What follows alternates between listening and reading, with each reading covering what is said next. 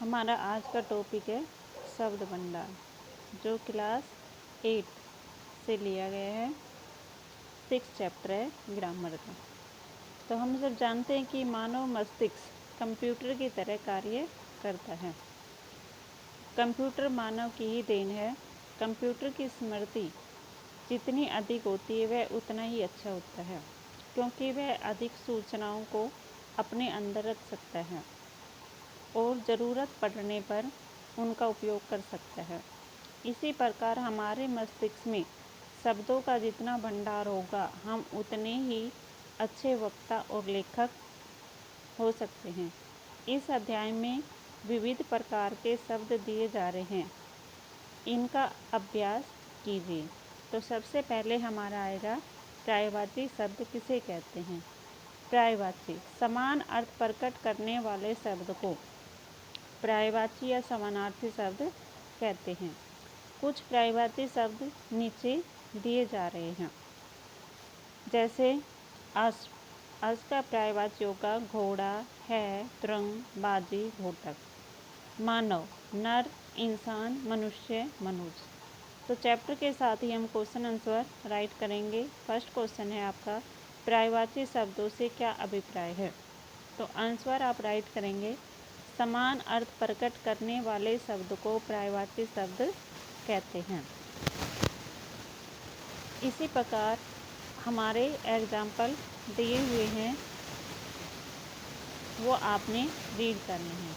Next है विलोम शब्द। विलोम शब्द वे शब्द जो किसी शब्द के ठीक विपरीत उल्टा अर्थ प्रकट करते हैं या बोध कराते हैं, उन्हें विलोम शब्द कहते हैं। जैसे वह एग्जाम्पल है आपका आकर्षण। आकर्षण का विलोम होगा विकर्षण।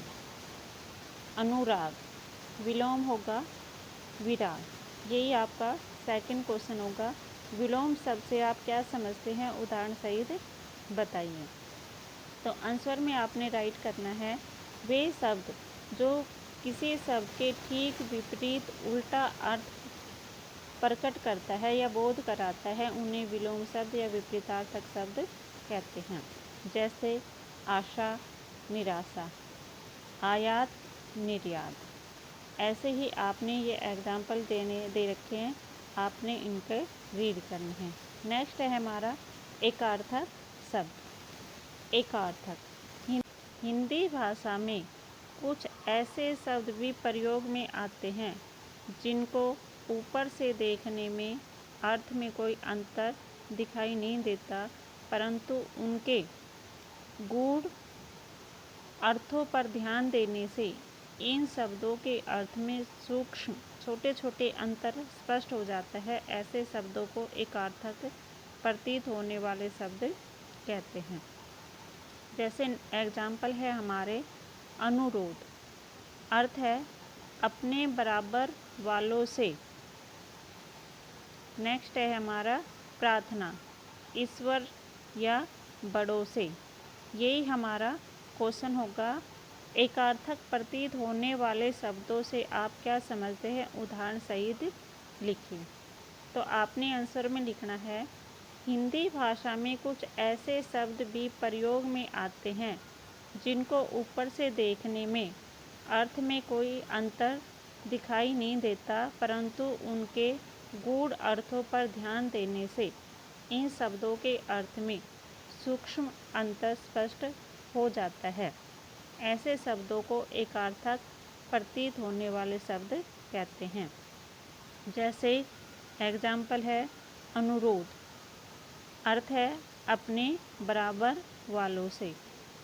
प्रार्थना, ईश्वर या बड़ों से।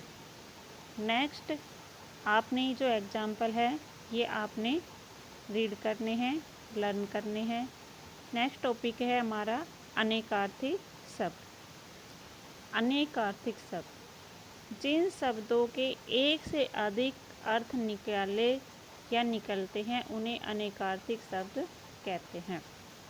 जैसे एग्जाम्पल हमारे दिए हुए हैं काल। काल का अर्थ है समय, मृत्यु, यमराज। अनंत, अनंत का अर्थ है असीम, जिसका कोई अंत न हो। आकाश, ईश्वर। ये हमारा क्वेश्चन है। अनेकार्थक शब्द किसे कहते हैं, उदाहरण सहित बताइए। आंसर है जिन शब्दों के एक से अधिक अर्थ निकले उन्हें अनेकार्थी शब्द कहते हैं। एग्जाम्पल जैसे आम अर्थ है एक फल या साधारण। इसी प्रकार आपने ये एग्जाम्पल याद करने हैं। नेक्स्ट है समान उच्चरित या सम उच्चारित भिन्नार्थक शब्द। हिंदी भाषा में कुछ ऐसे शब्द होते हैं जिनके वर्तनी और उच्चारण में हल्का सा अंतर होता है, परंतु इनके अर्थ में काफ़ी भिन्नता होती है। ऐसे शब्दों को सम श्रुति सम या समान उच्चरी भिन्नार्थक शब्द कहते हैं। जैसे खग, खंग। ऐसे ही हमारे एग्जाम्पल नीचे दिए हुए हैं। और का अर्थ होता है तरफ। ऐसे है अनिल, अनिल का अर्थ होता है हवा। ऐसे ही हमारे एग्जाम्पल नीचे दिए हुए हैं, आपने उनको करना है। वाक्यांश के लिए एक शब्द, ये हमारा नया टॉपिक है। हिंदी भाषा में अनेक शब्द ऐसे हैं जो शब्दों के एक समूह के अर्थात वाक्यांश लिए प्रयुक्त होते हैं। अनेक शब्दों के लिए एक शब्द के नाम से जाने जाते हैं। जैसे जल में रहने वाला क्या कहलाएगा, जलचर। ऐसे ही हमारे एग्जाम्पल दे रखे हैं नीचे।